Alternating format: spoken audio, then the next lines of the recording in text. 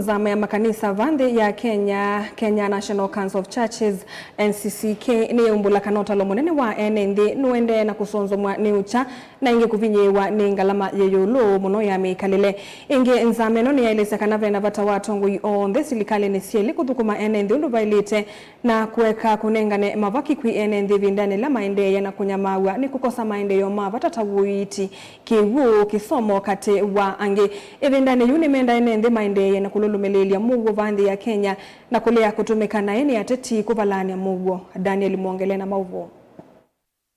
Nzama ya Ncck yelezekana Enenthi ingi nimaendee na unyama muno ni mikalile wasianiwa na miaka ingi mikule silikali ithe singalama ya mikalile na kweka ukenga Enenthi kana maundu maendee nesa. This forum observed that the state of the lives of the people, based on surveys undertaken in the Lower Eastern region, we have found that the state of the lives of the people is not good.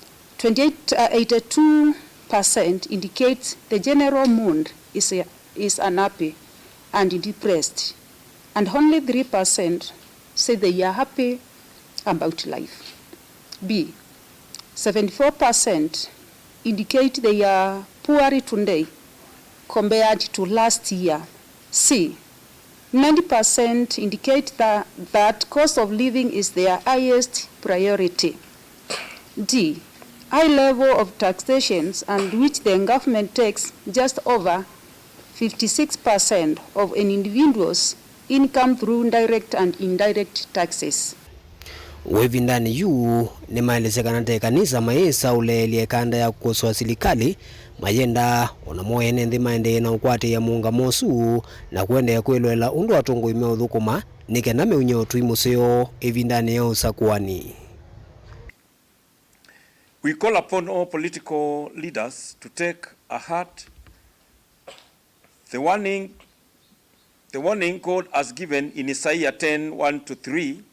Woe to those who make unjust laws, to those who issue oppressive decrees to deprive the poor of their rights and withhold justice for the oppressed of my people, making widows their prey and robbing the fatherless. What will you do on the day of reckoning? Let us constantly apply the guidelines that were issued by the Ncck Executive Committee on Ministering to Politicians, which indicate that 1. All politicians who attend worship services are to be treated the same as all other worshippers. 2. All monetary and material contributions should be treated as offerings and should not be announced or given with the ceremony. 3. Politicians should not be allowed to address the congregants inside the church, but can instead speak to people outside the church building after the service. 4.